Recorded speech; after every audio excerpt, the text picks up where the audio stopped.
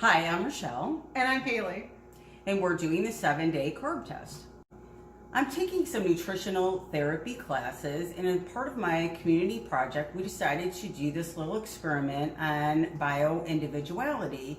And really what that is it's Robb Wolf's 7-day Wired to Eat carb test, where you're testing out your carb tolerance.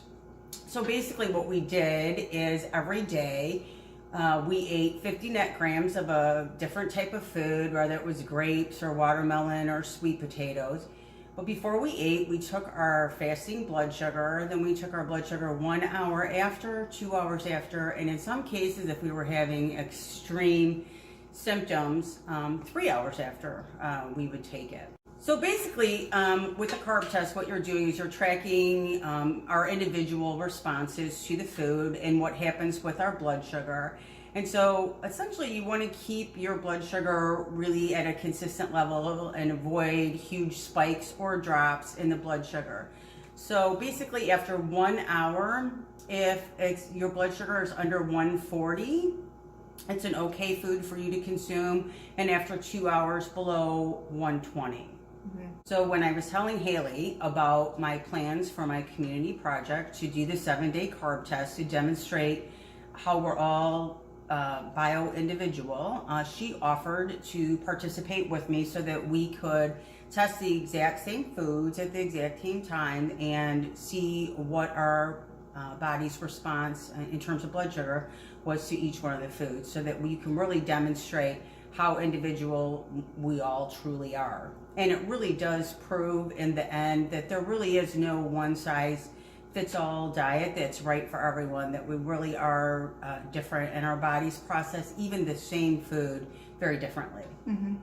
And so we're also not only looking at the data, the numbers that come out of it, but also what's very important is how you feel 1 hour after eating the food and 2 hours after eating the food. And I guess that was one of the very big surprises to me, was how much my blood sugar spiked and dropped, but also how I felt. Because really I got very excited about doing the 7-day carb test. I was looking forward to eating all these carbs.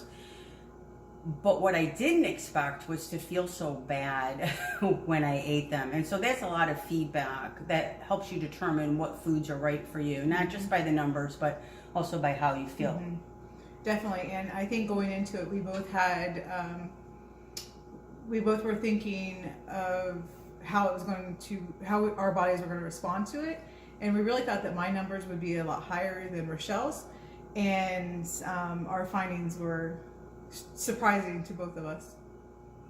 Right. So in how the test went for us is that basically there almost wasn't any food, any carbohydrate that my body reacted good to.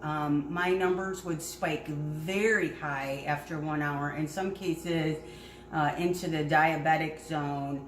And in some cases I felt so bad that 3 hours later I took it and I was hypoglycemic. So I was having very wild blood sugar spikes and very high levels. There really wasn't a carb that my body is tolerating really well at this point. And for example, if we compare the sweet potatoes, which everyone would think would be a great food, we're told they're lower glycemic than white potatoes and often recommended that we eat those. And in my case, my blood sugar after 1 hour spiked into the 160s. And even at the 2 hour mark, I was still at 127, which is above the 120. And that tells me that the sweet potato is not a carbohydrate that my body has a lot of tolerance for. So how did you do with the sweet potato, Hallie? Well, my numbers were shocking in a different way. My first hour reading was 116, and then after 2 hours, it dropped down to high 80s. And then after 3 hours, it went down to like 82. So for me, I wasn't expecting that. And it has helped me feel more comfortable about adding sweet potatoes into my diet. Not all the time, but occasionally. And so I have more variety. And actually, all the things that we tested, I tested well with everything except for the grapes. but I didn't have any reaction to the sweet potatoes like I did everything else, which was comforting. So basically, by the numbers, you could eat all the foods except for grapes that really spiked your numbers. But in terms of probably the biggest surprise to you was, how did you feel? Even though your numbers were good, do you feel like you could eat all those foods in those quantities? Definitely not. My numbers were great, but how I felt didn't match the numbers itself. So let's take black beans, for example. I probably had the worst response to the black beans. Not only did I start to sweat like 10 minutes into eating them, and I felt horrible, but like fast forward an hour or two, I actually fell asleep because it made me feel so bad. And that's not something that normally happens, nor should happen after eating black beans. But I did have, that's something that I won't incorporate into my diet for that reason, because I felt so bad. I also felt bad with the pasta, the brown rice pasta, which I was disappointed in, thinking that I was going to be able to add that into my diet because my numbers were great. But again, it made my throat itch. It made me sweat.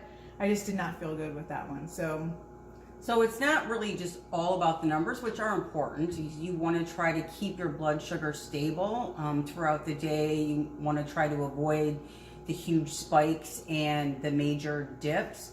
But it's also about how the food makes you feel. And again, I think what we really demonstrated, one, is that we were very surprised at our numbers individually.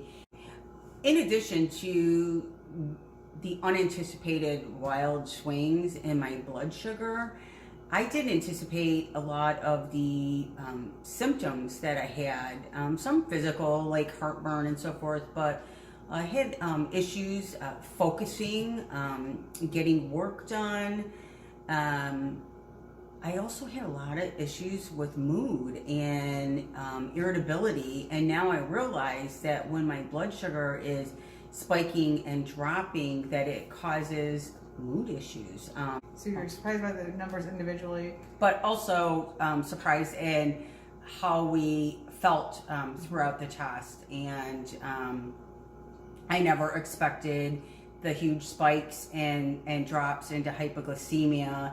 And I think Hallie expected that she wasn't going to tolerate the carbs as well as she did. So she can maybe get over her fear of eating these foods. And for me, it really did demonstrate bio-individuality, because I see that I have some carb intolerances that I need to work on before my body can process these foods.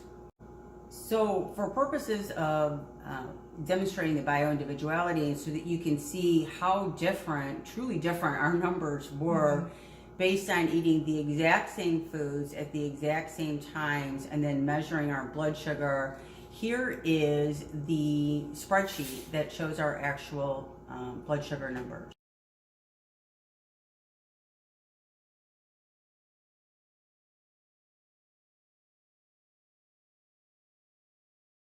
I've known for a while that I feel much better and I have much more consistent energy levels when I eat low carb, but I did not know that I have such a blood sugar dysregulation that I need to really focus more on keeping my blood sugar steady.